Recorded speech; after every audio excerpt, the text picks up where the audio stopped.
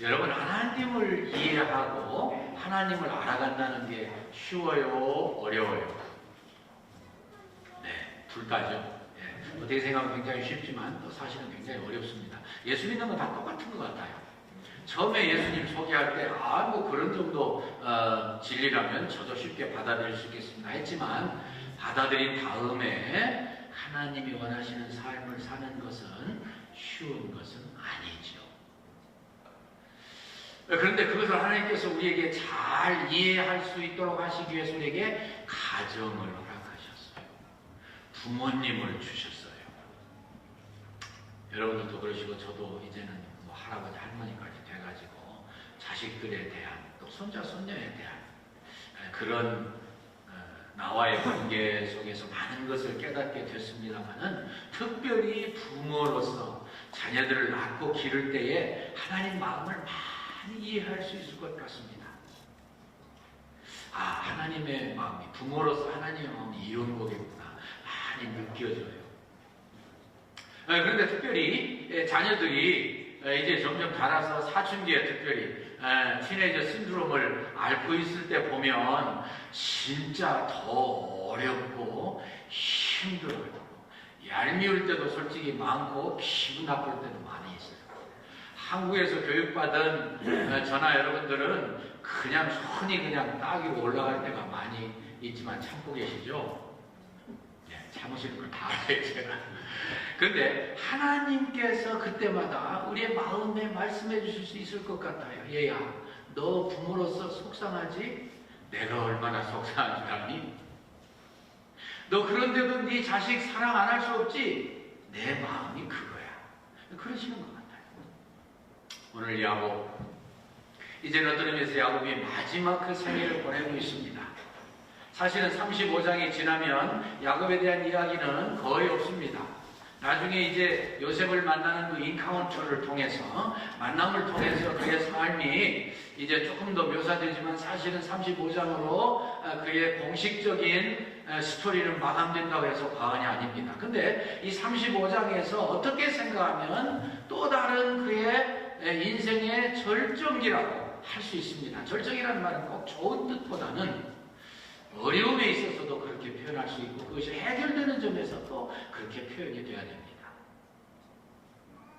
정말 어렵습니다. 그래서 주님이, 주 하나님이, 뭐 제가 이해해서 표현하는 것입니다만은, 얘기 좀 하자. 그러고 찾아오신 거예요. 얘기 좀 하자.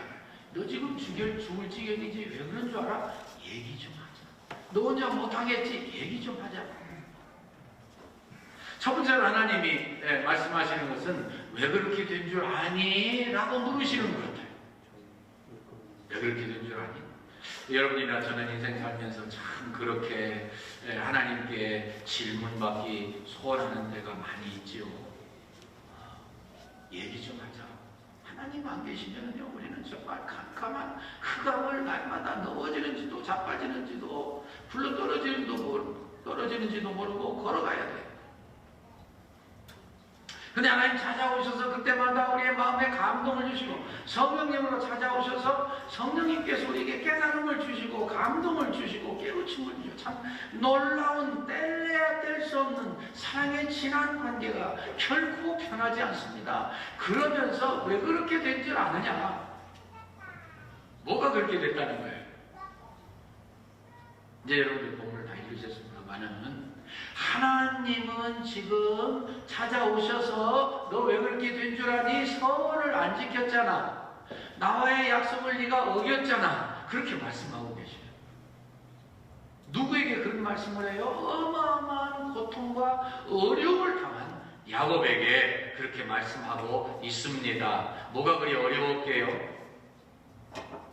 야곱은 그야말로, 다시 말씀드리지만 47장 9절에서 바로 앞에서 이야기했던 것처럼, 내가 130살 살았는데 우리 부모님, 조부모님, 아버님, 할아버님 연세에 비하면 짧지만은 길지 못하지만 험악한 세월을 살았습니다.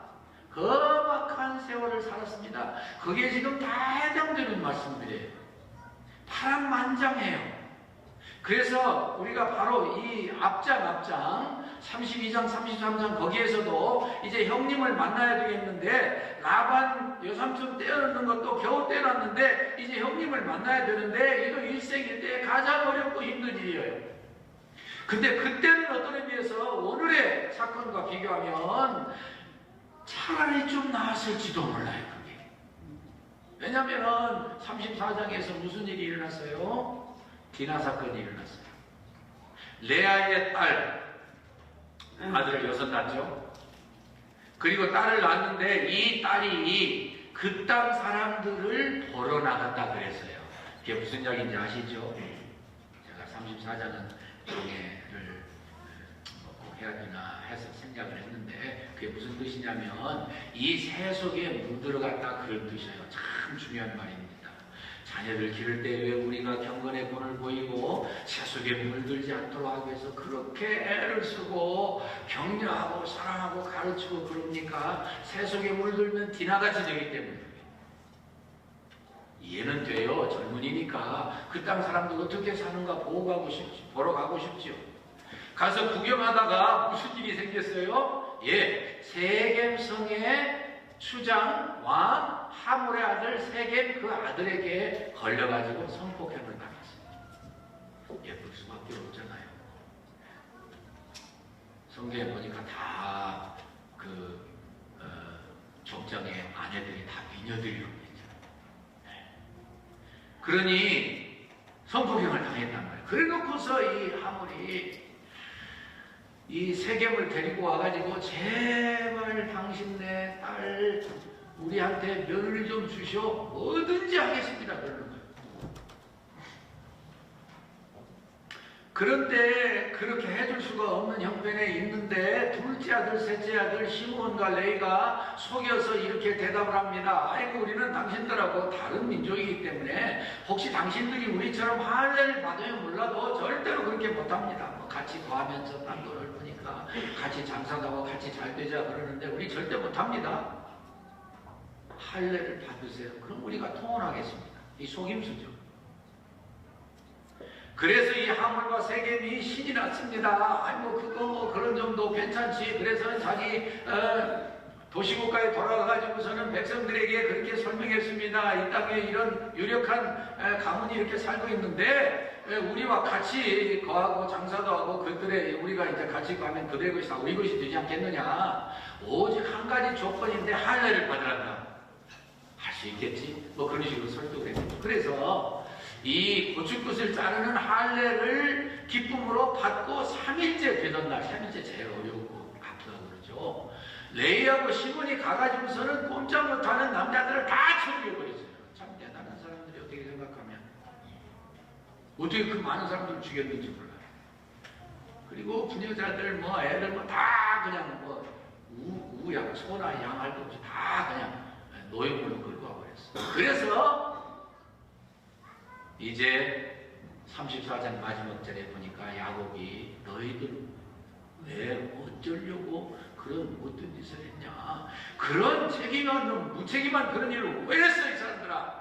우리가 그들에게 냄새를 풍기게 되었다. 그런 말은 무슨 뜻이냐면 우리가 이렇게 살인하고 그리고 이 주위에 있는 모든 도시국가의 국민들이 다 덤벼가지고 이런 못된 속임수와 한 그런 국가를 망치려고 하는 녀석을 가만두나 보자 하고 다 몰려오면 어떻게 할 것이냐 그런 뜻입니다.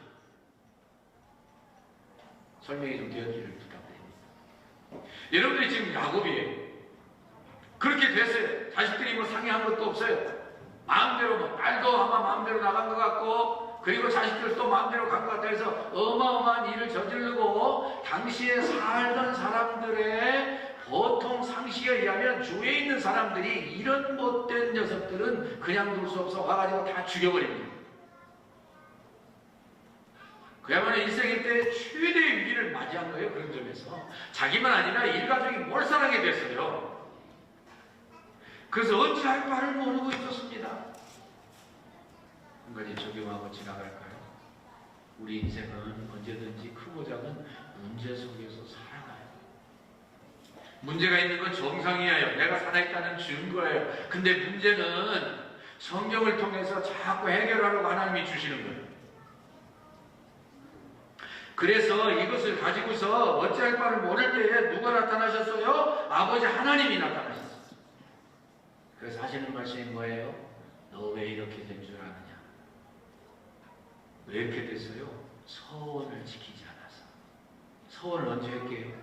그가 자기 인간적인 방법으로 장자권을 빼앗기 위해서, 그리고 장자로서의 복을 받기 위해서 형님을 속이고 아버님을 속이고 심지어 하나님까지 속이는 무서운 죄를 짓고 형이 죽일 때 도망치려 할 때에 베델에서 창세기 28장에서 나타나셨어요.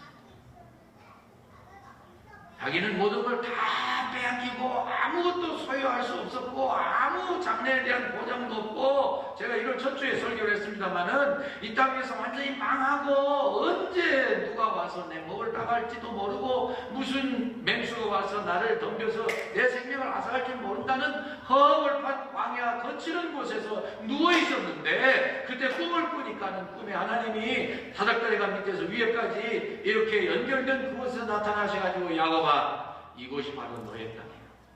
너와 너의 자녀들의 땅이야. 자손들의 땅이야.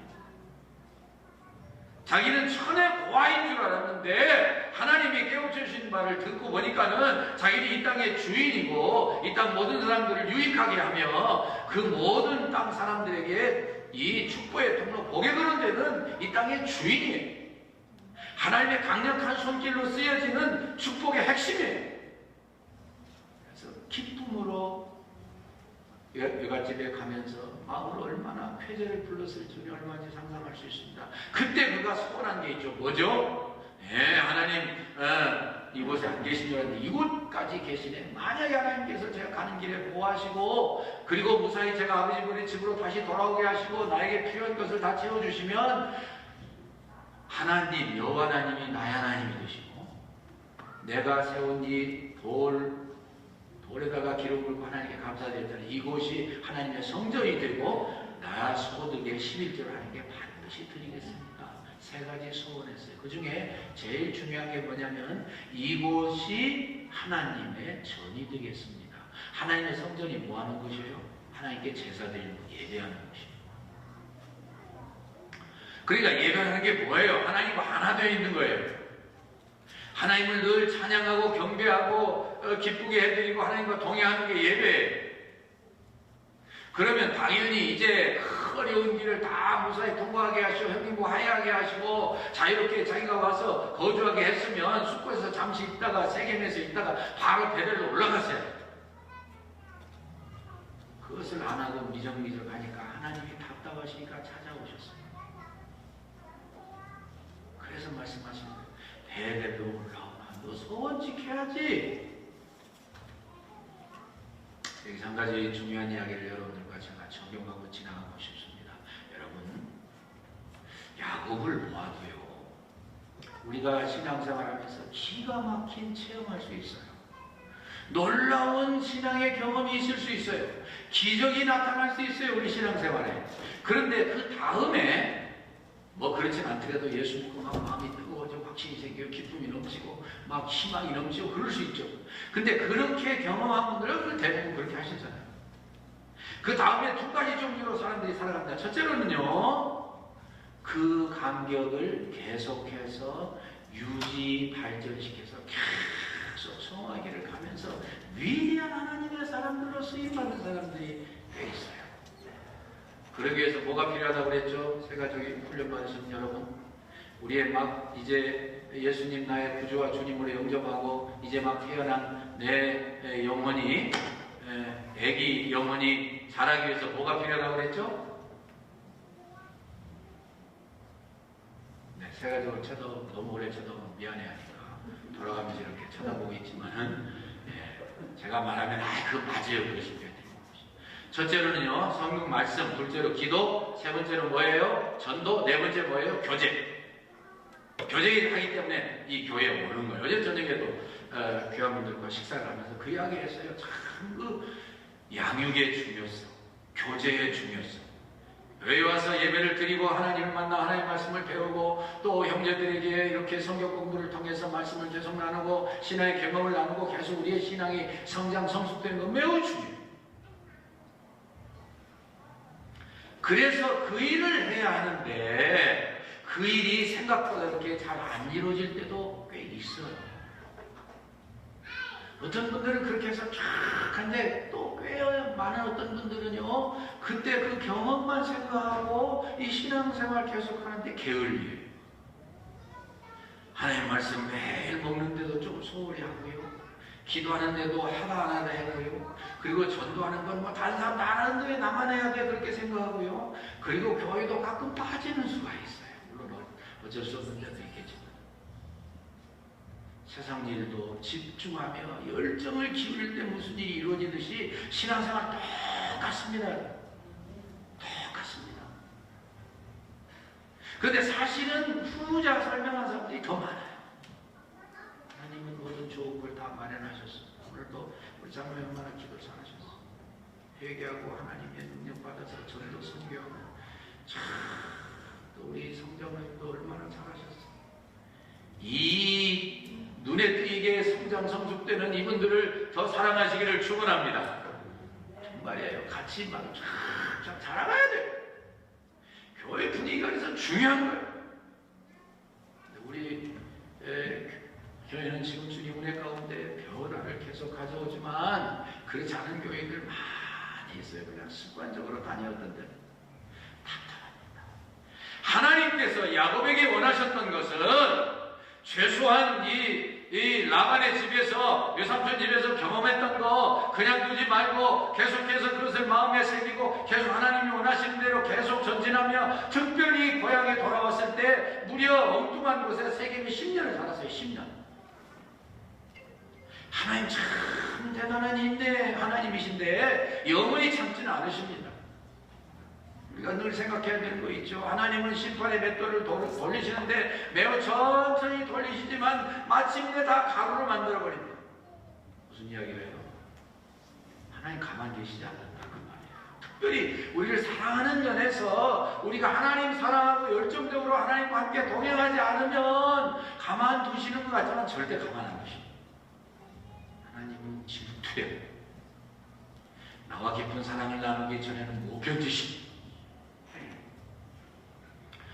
원인이 바로 거기에 있었어요. 자, 정말 어려움을 당할 때에 하나님이 왜 그런 줄 아느냐라고 깨우쳐 주신 건 굉장한 문제 해결의 키예요. 문제만 알아도 해답이 나오는 거 아니에요. 그래서 그 해답을 하는데 두 번째 대지에서 이렇게 하면 된다고 하나님이 해결 방법을 가르쳐 주셨어요. 2절 띄워줘서 감사합니다. 한번 다시 봅니다. 시작. 야곱이 자기 집 사람과 자기 함께한 모든 자에게 이르되 너희 중에 이방 신상을 버리고 자신을 정결케 하고 의복을 바꾸라. 이제 우리가 다 모든 걸 이제 다 내놓고 회개하고 버리고 그리고 베델로 올라가서 내가 내 환난 날에 나를 만나주시고 나와 늘 동행하셨던 3절 좀 올려주시고 만나주셨던 그 하나님께 내가 가서 단을 쌓으려 하노라. 내가 이제라도 하나님께 제단을 쌓고 거기에서 예배를 회복하고 하나님과 하나 되기 원한다. 근데 그 구체적인 방법이 2절에 나왔는데 우상을 버려라. 우상을 버려라. 여러분들 선민의 가정에 아직도 우상이 있는가? 있었어요. 특별히 제일 사랑하던 라헬이 뭘 가져왔어요? 아버지에게서 뭘 훔쳐왔어요? 뭘 훔쳐왔어요? 저도 잊어버렸어요. 네. 그런데 그 우상의 이름이 뭐죠? 예, 드라미. 그것이 수호신같이 생각이 돼가지고서요, 자기 먼 길 떠났는데 그것이 보호해준다고 생각하고 아버지에게서 훔쳐왔어요. 그걸로부터 시작해서 메소포타미아 외삼촌 집에 있을 때 얻었던 노예들, 종들, 그리고 이제 세겜에서 붙잡았던 종들, 그들 가운데 우상이 있었단 말이에요. 우상을 없애야 됩니다. 우상에 대해서 한마디 설명하고 지나가야죠. 오늘날의 우상이 뭐예요? 하나님보다 더 사랑하는 거예요. 하나님과 나 사이를 이간시키는 거예요. 가만히 생각하면 그런 거 많이 있어요. 저도 있을 수 있어요. 하나님보다 더 좋아하는 거예요. 세계는 물질일 수 있죠. 여러분, 물질보다 하나님을 더 사랑하십니까? 아멘이시죠. 하나님이 하나님 사랑에 방해되면 물질도 버릴 수 있어야 돼요. 쉬운 거 아니에요. 여러분들도 명예를 좋아하시죠? 남들이 알아주는 거, 인기 있는 거, 남들이 인정해주는 거. 그래서 자존심이 그곳에 게재되어 있어요. 여러분, 그런데 신앙에 연단되신 분들은 뭐라고 우리에게 말씀하냐면은 자존심의 꽃이 떨어져야 신앙의 인격이 형성된대. 놀라운 말씀. 뭐 그 외에도 뭐 학문, 내가 좋아하는 것, 기호, 뭐 여러 가지 내가 좋아하는 것 많이 있죠. 취미도 있고 그런 것들이 다 문제가 없지만, 하나님 안에서 누리면 문제 없지만 하나님보다 더 좋아하면 그게 문제가 생겨요. 그렇죠? 특별히 성경은 우리의 탐심까지도 우상 숭배라고 했어요. 그래서 3장 5절 말씀, 탐심. 제가 이 말씀 준비하면서 생각을 해요. 내 마음에 탐심은 없는지, 내가 이것을 탐하고 내가 참 즐기고 게임을 즐기고 무슨 뭐 여러 가지 뭐 스포츠를 즐기고 뭐 많이 있잖아요. 이런 것들을 너무 지나치게 내가 좋아해서 하나님보다 더 사랑하는 거 아닌가? 심각하게 생각하죠. 그러지 않으면 쫙 올라가는, 그래서 위대하게 쓰여졌던 모든 것이 형통하던 그런 신앙의 선배들처럼 살아가기가 어려워. 우리에게 정말 우상을 버리는 건 중요한 거죠. 귀고리에서 빼서 다 세겜의 그 나무에다가 상수리나무에다 묻었다고 했어요. 그 설명을 좀 해야 되는데, 아브라함이 맨 처음 가나안에 와가지고 바로 그 상수리, 그 상수리라고 나왔어요. 그 상수리나무 안에 묻었어요. 뭐예요? 모든 분이 완전히 돌아가신 분을 완전히 묻고 관계를 끊는 것처럼 다 그렇게 한다는 거예요. 이 귀고리는 우상이 새겨져 있든지 아니면은 주문 같은 게 세워져 있는 호신용 그런 무슨 부적 같은 거 다 버렸습니다. 그리고 또 우리에게 자신을 정결케 하라 그랬습니다. 이방 신상을 버리는 것은 소극적이라면은 자신을 정결케 하라. 옷까지도 바꾸라고 그랬어요. 옷을 바꾸면 어떻게 됩니까? 내 생각과 내 신분이 달라져요. 내 존재가 달라져요. 여러분들 이렇게 저같이 이렇게 가다마이 입고서 축구를 한번 하실 수 있겠어요? 근데 이걸 딱 벗고서 체육복을 입고 축구할 마음이 생겨요. 뭐 더 설명할 필요 없죠. 옷이라는 건 그렇게 중요한 거예요. 그래서 우리 자신이 몸과 마음이 완전히 새로워져라 그런 뜻이에요. 새로워져서 하나님을 나의 주인으로 모시고 하나님과 나의 관계를 늘 신경 써라. 그렇게 되면 너의 모든 문제가 해결되고 네가 깨끗이 인생에서 성공할 수 있게 될 것이다. 그래서 그렇게 하니까 어떻게 됐습니까? 하나님께서 야곱이 그리고 아들들이 염려하였을 사방에서 주위에서 막 몰려와가지고 자기들을 다 몰살시키려고 했던 것 같았던 그 사람들에게 하나님이 두려운 마음을 주셔서 감히 출입한 사람이 한 사람도 없게 하셨어요. 문제를 완벽하게 해결하셨어요. 이분이 하나님이십니다. 하나님께서 사랑하시기 때문에 여러분들과 하나님, 저 하나님 사이에 뭐가 있으면 하나님 못 견디십니다. 다 알아서 제거하셔야 돼요. 만약에 우리가 스스로 제거 못하면 하나님이 환경적인 섭리로 우리를 채찍질하십니다. 하나님이 첫째 우리의 양심을 통해서 역사하시지만 잘 그걸 깨닫지 못하면 환경적인 섭리로 어려움이 오게 해주십니다. 어려움이 와도 그것은 하나님의 축복이요 사랑이에요. 왜 하나님 우리를 버리지 않으셨다는 증거니까. 그래서 신앙생활을 오래 하신 분들 뭐라고 우리에게 이야기하시냐면은 하나님이 우리의 마음에 말씀하실 때 빨리 깨닫고 돌이킬수록 너희에게 축복이다 그러시죠.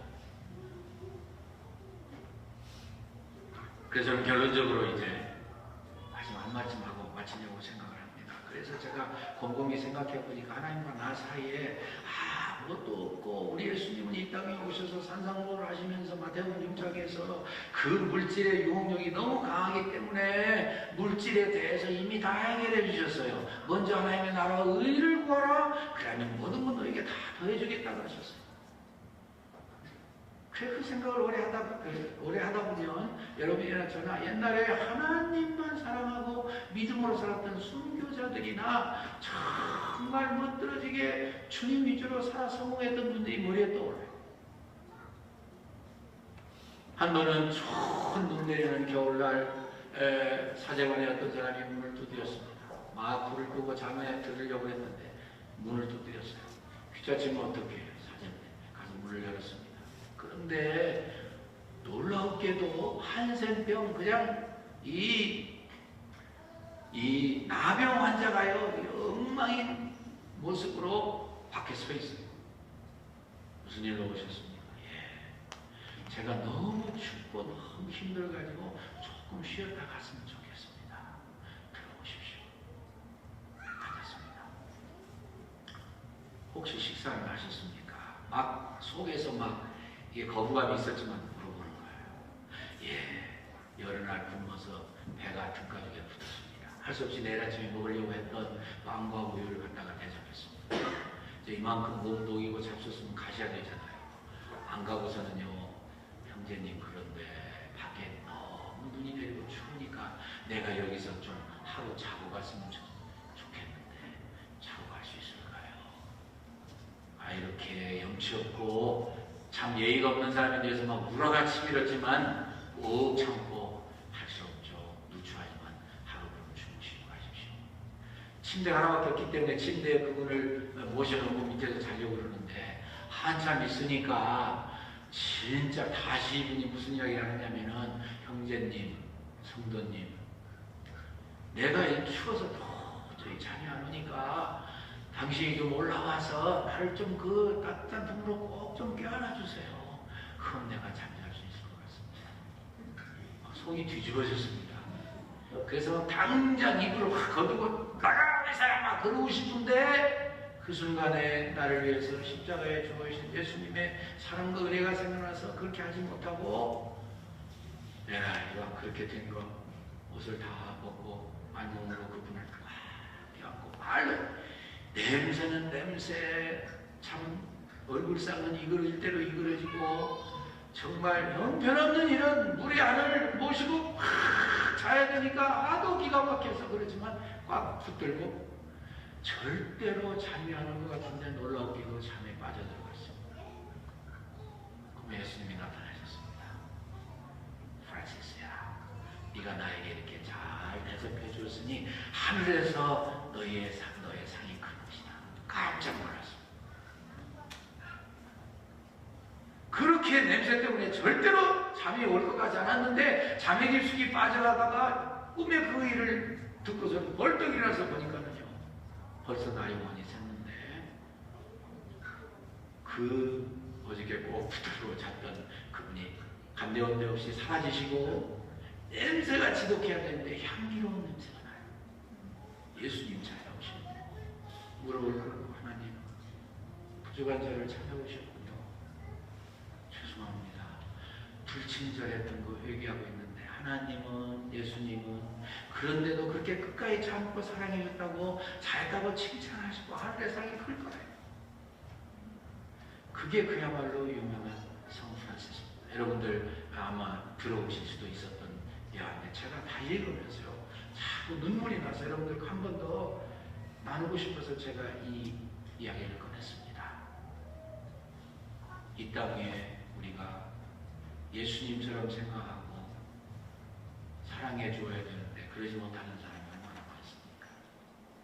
얼마나 얄미운 사람이 많습니까? 얼마나 이해 없는 사람이 많습니까? 얼마나 마음에 안 드는 사람이 많이 있습니까? 속상하게 만드는 사람이 얼마나 많이 있어요. 여러분들, 저나 여러분들이나 그렇게 안 되면 여러분들 정상적인 분들이 아니지. 근데 그 순간이 중요해요. 그 순간도 혹시 예수님이실 줄 몰라요.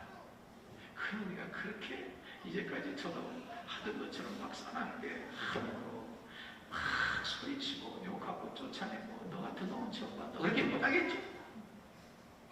어떻게 생각하시죠?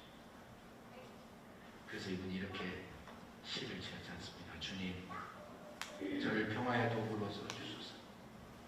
미움이 있는 곳에 사랑을, 다툼이 있는 곳에 용서를, 분열이 있는 곳에 일치를, 의혹이 있는 곳에 신앙을, 그릇됨이 있는 곳에 진리를, 절망이 있는 곳에 희망을, 어둠이 있는 곳에 빛을, 슬픔이 있는 곳에 기쁨을 가져오는 자가 되게 하소서. 위로받기보다는 위로하며, 이해받기보다는 이해하며, 사랑받기보다는 사랑하게 하여 주소서. 우리는 줌으로써 받고 용서함으로 용서받으며 자기를 버리고 줌으로써 영생을 얻기 때문입니다. 그래서 그 유명한 프란시스의 평화의 기도가 나오는 거예요. 여러분 이제 머리 숙이십시다. 오늘 이 말씀을 들으시면서 마음에 한번 새기시고 이전을 나서시기 전에 내가 해야 할 일이 무엇인가, 내가 바꿔야 될 태도가 무엇인가, 내가 언행은 말과 행동을 어떻게 해야 될 것인가 한번 곰곰이 생각해 보십시다. 하나님은 질투의 하나님이시기 때문에 여러분들과 제가 하나님과 하나 되어 있고 하나님의 뜻을 행하고 점점 성숙되어서 그리스도처럼 되어지지 않으면 못 견디는 분이십니다. 야곱에게 그 무서운 환난이 왔던 것은 하나님께 약속을 지키지 않았기 때문에 그것이 성전이 되어 하나님께 늘 예배해야 될 곳인데 가서 거하지도 않았어요. 한 곳에 엉뚱한 데 있었어요. 그러나 그것을 해결할 때 하나님은 그가 그렇게 두려워하던 문제를 다 해결해 주셨어요. 어차피 하나님과 나는 하나 되어야지 가까이 하면 멀어지면 별 못된 유혹이 다 우리를 틈타고. 하나님 아버지 감사합니다.